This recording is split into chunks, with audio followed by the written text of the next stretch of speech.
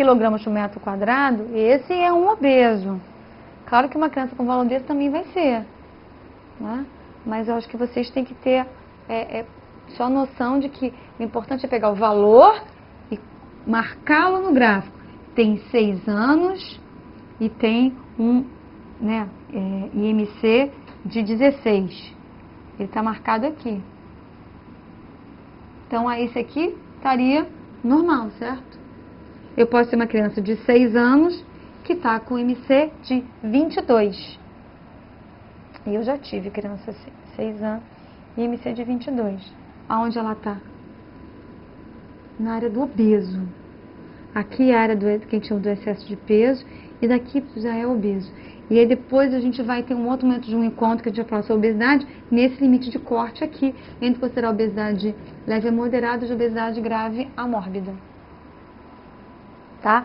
E para baixo essa questão também do baixo peso e aquele baixo peso extremo de crianças que estão menores que -3, que é desnutrição grave, quando a criança está abaixo do -3. Né? Então, uma atenção também. Provavelmente, essa criança menor do que o -3, tanto pré-escolar quanto escolar, essa criança já vai estar apresentando algum sinal clínico de nutrição. Às vezes você vai perceber, às vezes, um pouco de perda de esmalte dentário, né? Você vai perceber um pouco dessa pele um pouco mais ressecada e descamada, o cabelo um pouco mais frágil. Você vai começar a ver alguns sinais, até físicos, clínicos, além, obviamente, de exames, de anemia e etc., que você vai estar encontrando nessa criança, além de várias infecções oportunistas associadas a esse quadro nutricional para a debilidade da criança, tá? Até vocês vão ver que no ponto de corte que está estabelecido lá em cima, né, tá colocando ali, ó, ele está botando entre o +1 e o +2 IMC adequado. Hoje, entre +1 e +2, a gente tem que tomar cuidado, porque essa é uma área que corresponde à área do sobrepeso, em que a gente já coloca como uma área de vigilância. A gente tem que esperar a criança ficar gordona ou chegar magrona, né, pra gente poder... não, desculpa, tá certo aqui, sobrepeso. E não esperar a criança ficar num estado mais avançado para depois a gente poder intervir, né? E aí, o que a gente tem que lembrar na fisiologia? Algumas pequenas coisas. A capacidade gástrica da criança, quer dizer, não ultrapassar o que ela consegue comer. A mãe acha que ela tem que beber 300 ml e ela só consegue beber 210, 220, né?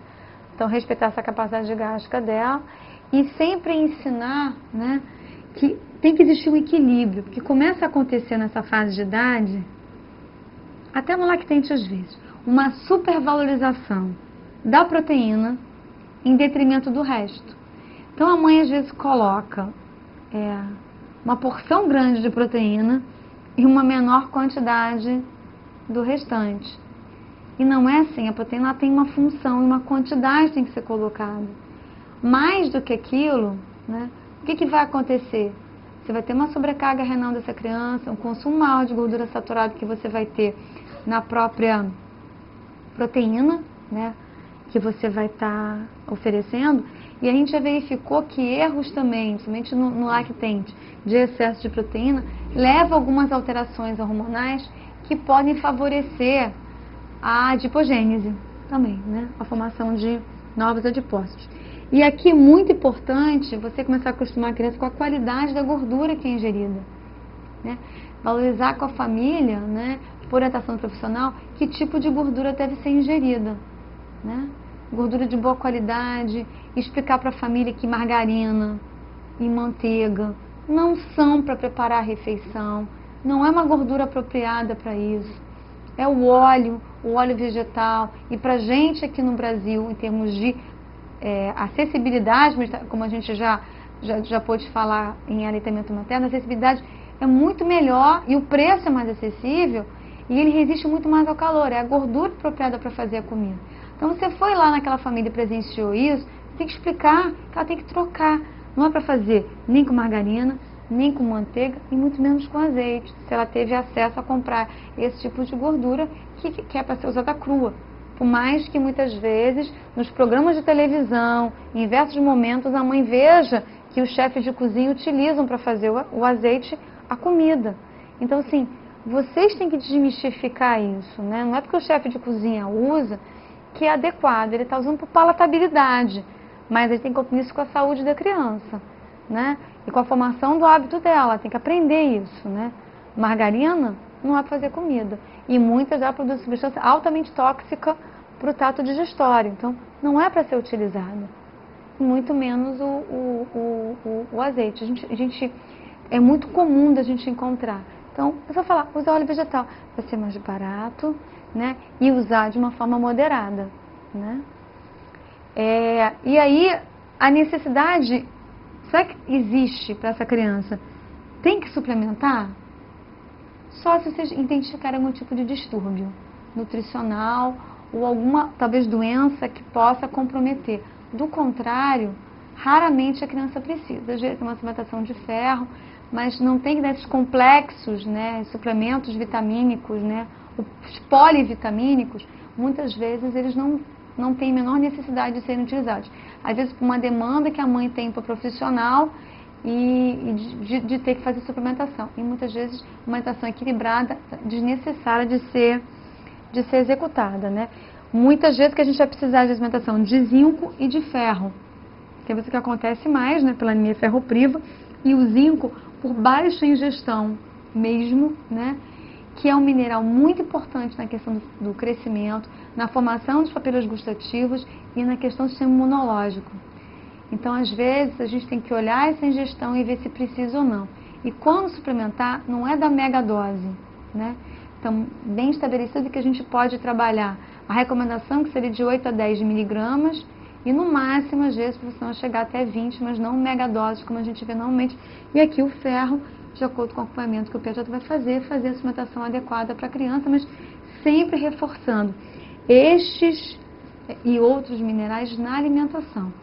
E uma outra orientação que eu acho importante vocês darem para a família é que o zinco ele tem uma fonte muito grande nas carnes.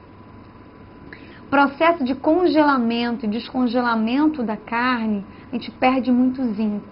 Então, quanto mais a gente conseguir usar a carne resfriada, carne que eu digo carne, frango, é muito melhor do que o congelado. O processo de descongelamento, a gente tem uma perda grande daquele líquido exudato de zinco. Então, a gente consegue preservar mais quando as carnes são frescas. Então, numa fase de alta demanda, que você está percebendo, é uma pequena orientação que você vai dar e muitas vezes não tem uma diferença financeira tão substancial, mas em termos nutricionais já tem uma diferença grande para essa família. Bom, e aí a gente começa a viver nessa fase, principalmente do escolar, que é muito seletivo, eles entram naquela fase do não quero consumir fontes de cálcio de origem animal.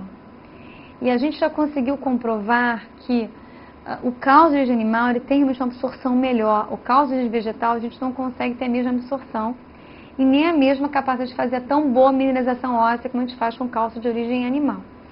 Então, o que a gente começou a perceber? Que as crianças, foi feito um estudo para ver como é que era a mineralização óssea de crianças faixadas de 3 a 10 anos que evitavam a ingestão do leite de vaca diariamente, comparados com o grupo controle. Eles fizeram por densitometria óssea. Então, o que ele viu? Né? Que as crianças, a estrutura e densidade óssea eram menores em crianças que evitavam o leite de vaca. Ele colocou o leite por ser o alimento mais comum, como fonte de cálcio de origem animal. Então, a gente tem, claro, se for uma criança que tem algum tipo de alergia ou algum problema com a lactose, a gente tem que ver estratégias, mas a gente tem que pensar nisso. E, repito para vocês, bebidas à base de soja não substituem e aquele cálcio não é tão bem absorvido. Soja tem muitos fatores que interferem na absorção de ferro, zinco, cálcio e cobre. Então, principalmente quando você vê beber essas bebidas junto da refeição. Você tem um carbonato de cálcio que eles colocam como enriquecimento e você come junto com a refeição que você tem ferro